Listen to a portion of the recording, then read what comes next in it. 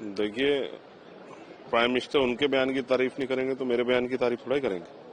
भाई अपनी पार्टी के लीडर की बयान की तारीफ कौन नहीं करेगा। और जब वो बयान जिस तरह के आक्रोश में तमाम सवालों को ढकने के लिए था, वो भी हम लोगों ने देखा किस तरह जब सवाल खड़े हुए, जितना पैसा खर्च हो रहा है इलेक्शन में, इतना खर्च होने के बाद तो गरीब का बेटा तो आगे बढ़ ही नहीं सकता है।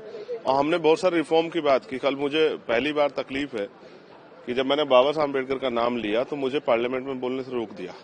मैं उनके एक कोट को दोहराना चाहता था, जो ये था कि बाबा साहब अम्बेडकर की 4-4 बच्चों को कुर्बानी से वोटिंग राइट मिला है, और इसी वोटिंग राइट की वजह से उन बस्तियों में जहां गंदगी है, जहां कीचड़ है, जहां रास्ते नहीं है, जहां स्कूल नहीं है, जहां कॉलेज नहीं है, जहां हॉस्पिटल नहीं है, उन बस्तियों में भी बड़े बड़े महलों वाले, बड़े बड़े गाड़ियों वाले, बड़े बड़े धन्ना सेठ, बड़े बड़े नेता चुनाव के समय जाते हैं उनसे आशीर्वाद लेने के लिए, क्योंकि उनके पास वोटिंग राइट। तो जो वोटिंग राइट है ये हमारी शक्ति है, इसको छीनने का प्रयास इस तरह SIR के जरिए किया जा रहा है। इस पर जो सवाल थे उसका जवाब तो सरकार नहीं दे पाई। तो मैं तो ये समझता हूं कि सरकार दलितों, पिछड़ों, आदिवासियों और मुसलमानों के वोटिंग राइट को जो सामने से नहीं छीन पा रही थी, अब वो SIR के जरिए छीनना चाहती है। इसको हम लोग किसी कीमत पर बर्दाश्त नहीं करेंगे। इसके खिलाफ चाहे सड़कों पर उतर के आंदोलन करना पड़े, या हमने भी कहा SIR अगर कराना है तो पर्याप्त समय तो हो। पहले SIR हुआ है, 6-6 महीने का समय होता, आप जितनी तेजी क्यों कर रहे हैं? कुछ छिपाना चाहते हैं क्या?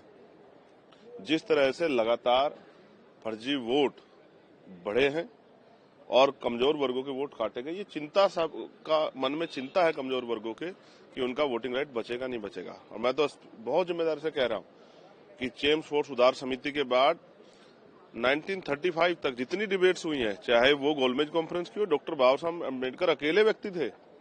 उस समय 15% लोगों को वोटिंग राइट था, और वो भी संपन्न स्वर्ण जाति के लोग थे, गरीब स्वर्ण भी नहीं था, और उसमें भी सिर्फ पुरुष थे। तो बाबा साहब अकेले ऐसे व्यक्ति हैं जिन्होंने महिलाओं को और कमजोर वर्गों को वोटिंग राइट मिले, बालिग लोगों को, इसके लिए बहिष्कार हितकारिणी सभा से मेमोरेंडम दिया, और लगातार गोलमेज कॉन्फ्रेंस में भी, कॉन्स्टिट्यूशन असेंबली की डिबेट्स में भी बाद में लगातार वो इसको प्रोटेक्शन करते रहे। भारत अकेला ऐसा देश है जहां संविधान के लागू होने के बाद महिलाओं को वोटिंग राइट मिला है। जर्मनी, अमेरिका भी, ब्रिटेन भी ऐसा अपने यहाँ नहीं कर पाया। किसको 20 साल बाद दिया, किसने 30 साल बाद दिया।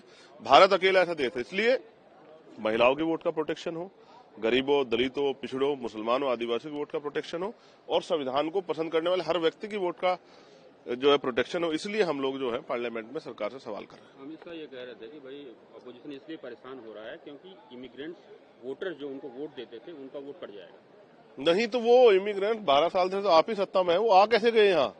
ये तो आपकी नाकामी है ना। अगर यहाँ घुसपैठिया आ गए हैं, बिहार में कितने घुसपैठिए मिले आपको? वोट तो आपने 69 लाख के करीब काट दिया जो लोग बता रहे हैं, लेकिन घुसपैठिए कितने मिले? एक भी नहीं मिला। तो ये जो आपके घुसपैठियों का नारा तो झूठा साबित हुआ ना। आप एक घुसपैठिया पकड़ लेते तो हम समझ जाते कि वहां घुसपैठिए हैं, लेकिन आपने जिनका वोट अनुपस्थित के नाम पे, विस्थापित के नाम पे काटा है, वो लोग वोटर नहीं है क्या? बीजेपी के लोग तो यहाँ भी वोटर हैं, और वो बिहार में वोटर कितने लोग पकड़े गए ऐसे? वो हरियाणा में भी वोटर है। तो ये जो फर्जी वोट बढ़ाने का और कमजोर वर्गों में जो इनके विरोध का वोट को काटने का जो तंत्र है, वो सबको समझ आ रहा है।